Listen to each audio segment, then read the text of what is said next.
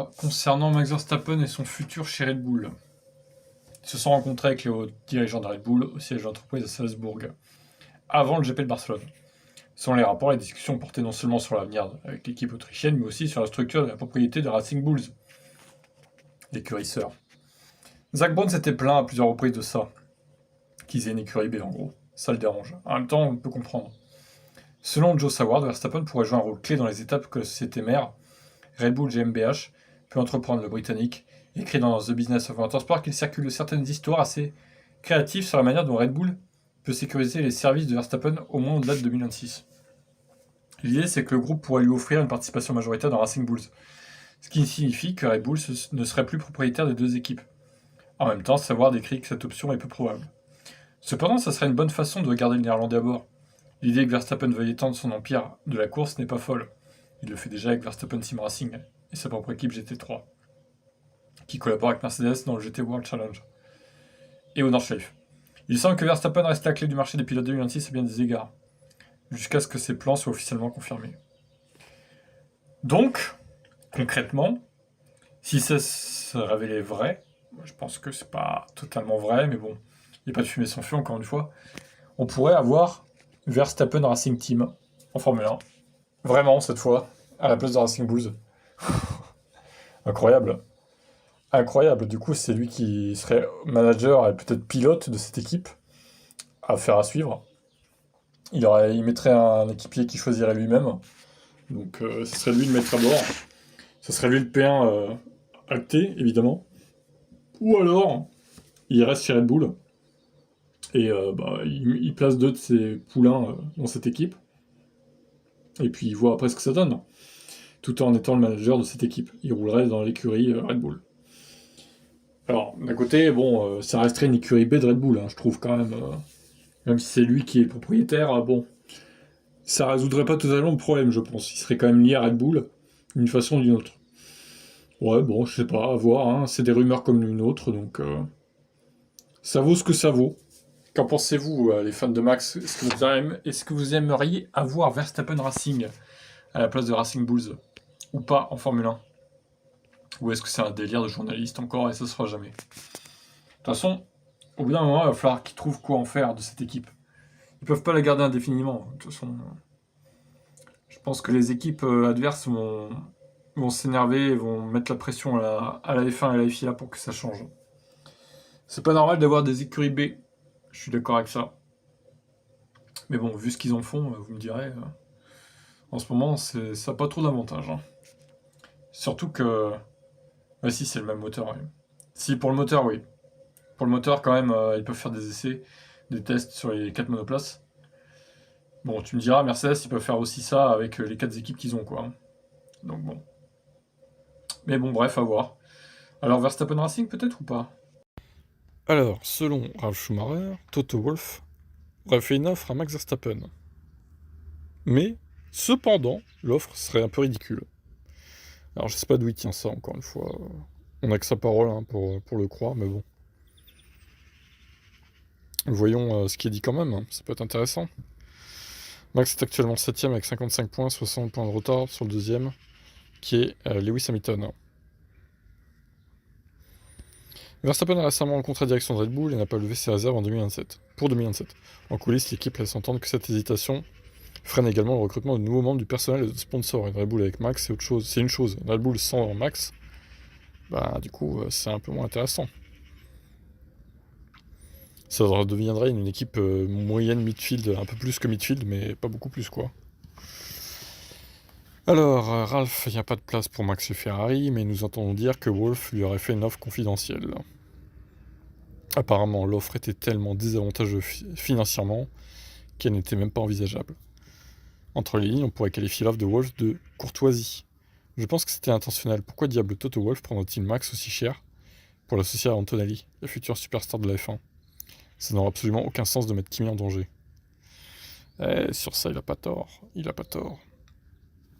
Selon les rumeurs du paddock, le salaire actuel de Verstappen avoisine les 70 millions d'euros. Tandis que le salaire cumulé des deux pilotes Mercedes, ce serait 35. En 24 pour George et 11,5 pour Anthony. Oh là là, bah oui, d'accord. Hein. Ouais, bah, franchement, je serais Toto Wolff. Je garde le duo actuel. Russell, bon, c'est Russell, quoi, voilà. Il est lié à Mercedes depuis longtemps, quand même. Je pense qu'il mérite pas de se faire virer. Même s'il est un peu moins performant en ce moment, bon. Il y a des circonstances qui font que, voilà, aussi, hein. Mais en vrai, mettre Verstappen dans l'équipe, il va essayer de s'accaparer toute l'attention, comme d'habitude. Et le pauvre Antonelli, il va souffrir. C'est peut-être ce il veut tester aussi, Wolff, mais bon.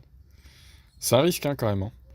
Et après, à terme, c'est un risque de voir partir Antonelli chez Ferrari, par exemple, à la place d'Hamilton, dans 3-4 ans. Si ça se passe mal avec Max. Donc, attention, Toto, à ce que tu fais. Moi, je serais toi, j'aurais même pas fait d'offre, en fait. Tout simplement. Bon, quant à Max, de toute façon, il est un peu... Je dirais qu'il est un peu pris au piège. Soit il continue avec Red Bull, soit bah il va faire autre chose, en fait. Parce que Ferrari, ils vont pas lui faire une place. Ils vont pas virer Hamilton ou Leclerc qui viennent de prolonger, je pense pas. Alors McLaren, à la limite, ils pourraient peut-être virer Piastri. Du coup, les deux, Norris et Verstappen, les deux potes seront ensemble chez McLaren. En vrai, peut-être là, de ce point de vue-là. Et puis, bah écoutez, Mercedes, pas sûr que ce soit une bonne idée. Donc Max, pour moi, soit il continue chez Red Bull, encore une fois, soit il va faire autre chose. Qu'en pensez-vous? Alors, pas 13. Il nous dit que, en gros, les critiques contre New Way sont injustifiées. Non mais il est sérieux là? On regarde la même saison ou quoi? Alors oui, il y a le moteur, d'accord. Mais je suis désolé, le châssis de l'Aston Martin, c'est une poubelle aussi la voiture. Regardez Monaco. Au final, ils étaient à 4 secondes comme les autres circuits. Si le châssis de New Way était réussi, ils auraient été moins loin.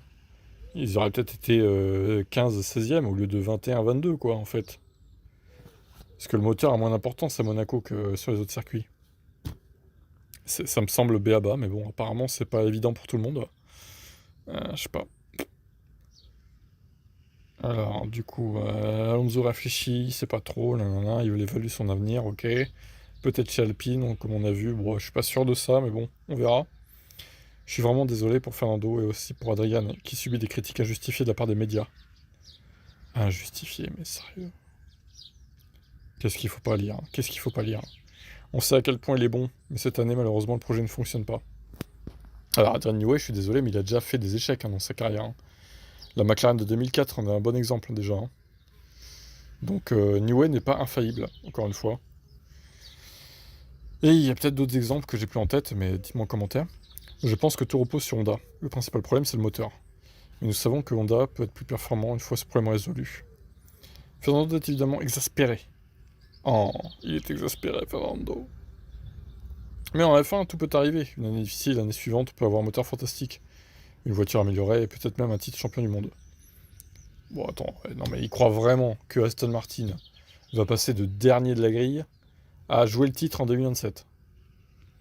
Il y croit, ça? Non mais, enfin, faut être fou, hein. Déjà, s'il marque des points l'année prochaine, ce sera beau. Régulièrement. Il faut se garder de tout jugement hâtif, car la situation peut rapidement basculer. Non, non, non, ça peut pas rapidement basculer. Quand t'as un tel retard, désolé, alors oui, il y a la duo, mais déjà, il faudrait savoir s'ils ont identifié tous les problèmes. Et encore une fois, la duo, je reprécise, parce que c'est peut-être pas clair pour certains, la duo, c'est que la partie thermique. N'oubliez pas ça. C'est peut-être pas sur la partie thermique qu'il y a le plus de retard chez Honda, c'est peut-être la gestion de l'énergie électrique, en fait.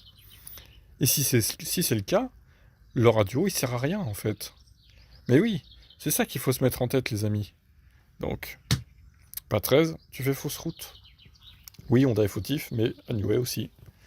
Il a sa part de responsabilité dans cet échec. Je dirais, allez, 65 échecs Honda, 35 échecs Newey. 65-35 pour moi, un truc comme ça. Il y a évidemment plus de parties pour Honda, mais ouais, 35% d'échecs pour Newey. Ça me semble pas mal.